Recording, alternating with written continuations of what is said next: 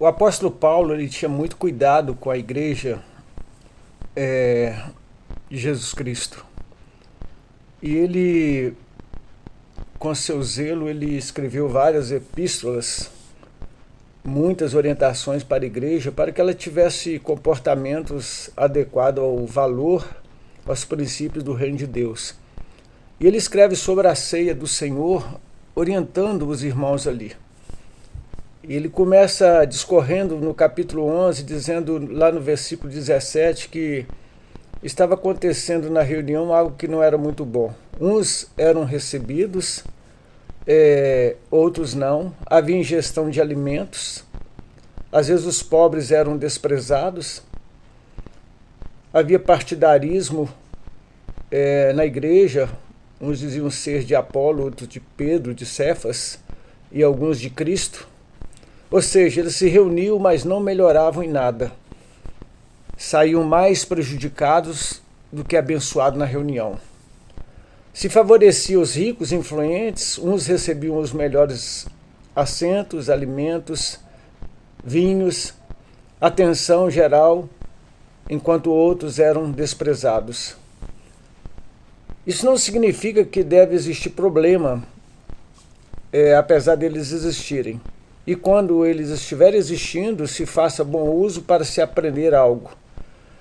Porque estava presente então contendas, disputas entre aqueles que eram sinceros e aqueles que não eram. Porém, Paulo diz que desta forma os aprovados que surgem nessa situação de tribulação devem refletir o caráter que deve ser imitado pelos que fazem escândalo, ou seja, que não entendem, que não têm discernimento.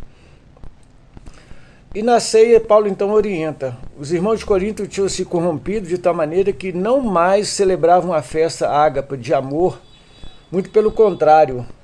Ele dizia, isso não é festa ágape.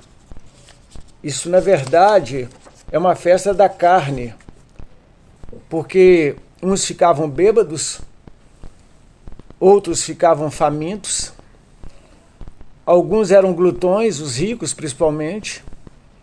Já não era uma festa mais ágape, mas era uma festa do eu, e nessas reuniões era rompida então a comunhão. Se afastavam daquela lei, a mais preciosa, a lei do amor, que possibilitava o vínculo da paz. O eu agrada a si mesmo. O amor consiste em agradar e acolher os outros, conforme lá em 1 Coríntios 13, 5 e Romanos 15, 1. E com isso, dentro deste comportamento, eles não tinham a educação, parecia que não tinham casa, se esqueceram que estavam numa festa em que celebrava com gratidão a possibilidade dessa comunhão, vista que em Cristo eles encontraram isso. Então Paulo não os elogiava, não os louvavam. E com certeza Deus estava também muito triste com essas reuniões.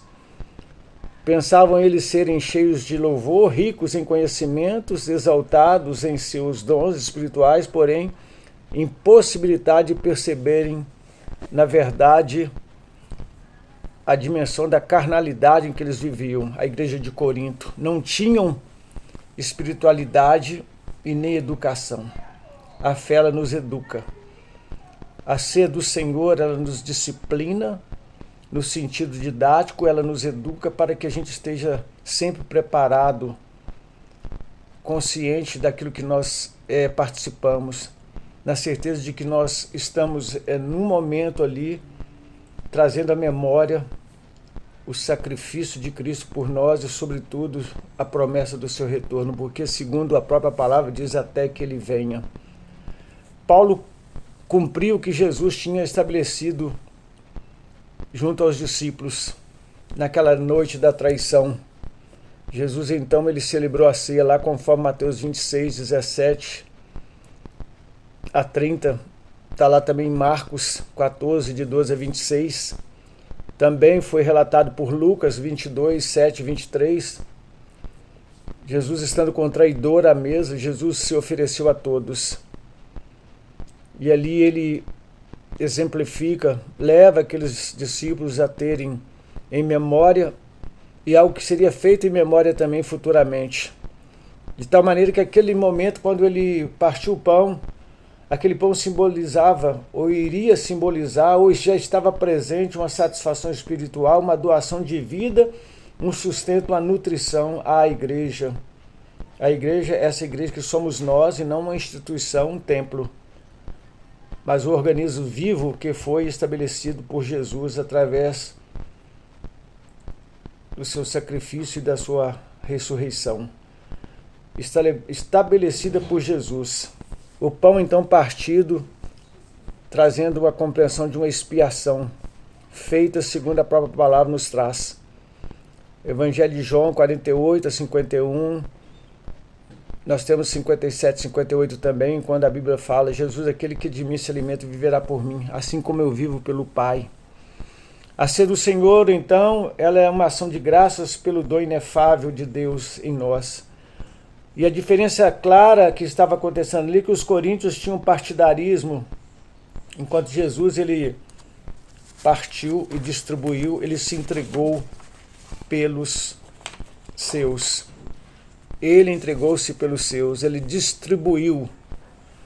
Os irmãos de Corinto negligenciaram os mais pobres, os mais necessitados. Deixou a conduta mesquinha. A festa ágape se tornou o quê? Uma festa carnal.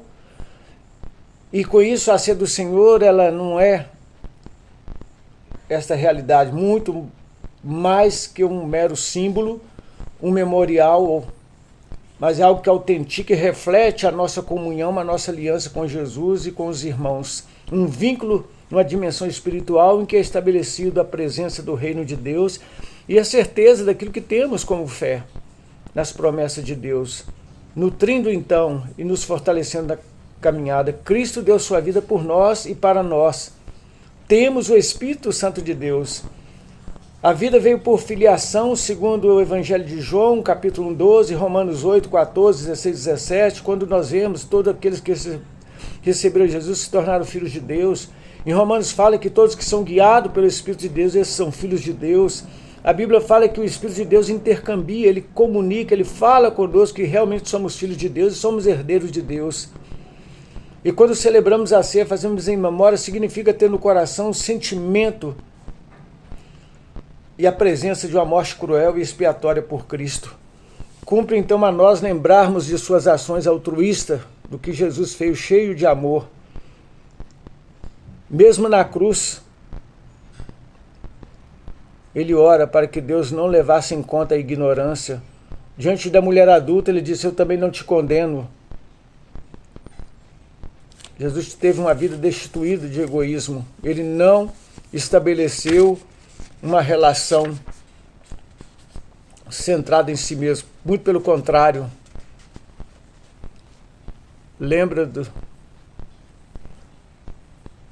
Nos vem à memória os grandes milagres realizados por ele. Tudo por amor. Milagre que tanto bem fez àqueles que o receberam e que também foi operado em nós. Se temos um coração grato e podemos trazer à memória aquilo que foi feito em nós e por nós.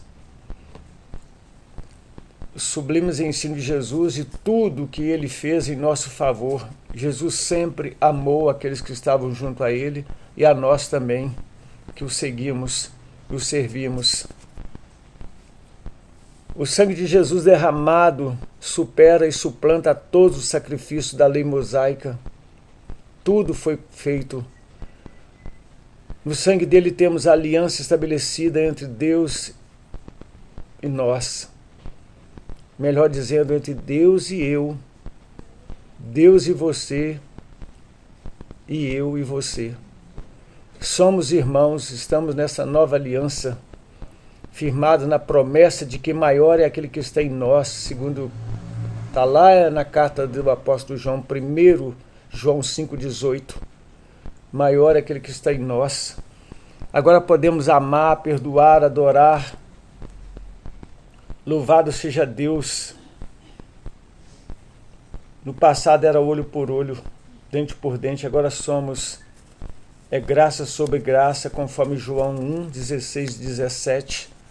vendo esta bênção maravilhosa de podermos estar celebrando sempre, trazendo à memória tudo aquilo que Jesus fez por nós, relembrando o sacrifício de Jesus. Fazendo isso, estamos revivendo, reafirmando e confirmando a compreensão do seu sofrimento, feito pelo mundo, em especial por mim, por nós. Não podemos esquecer que ele morreu por causa dos nossos pecados. A sede do Senhor está vinculada ao imenso valor de Cristo como nosso Salvador e Senhor.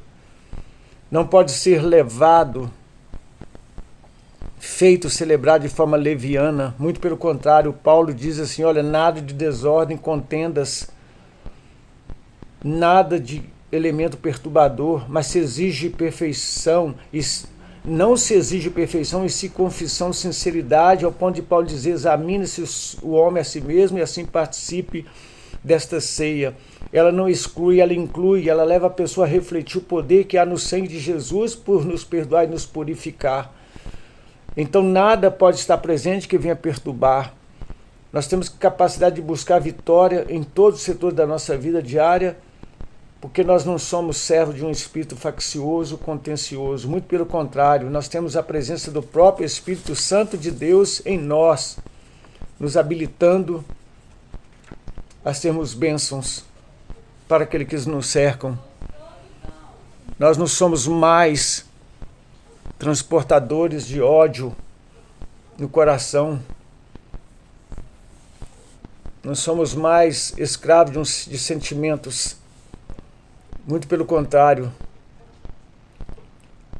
Nós descansamos nas promessas de Deus, na certeza que, por aquilo que Paulo orienta a igreja, examine-se, significa indague, investigue sua própria vida, faça uma audiência preliminar com você e em você, um autoexame, uma radiografia.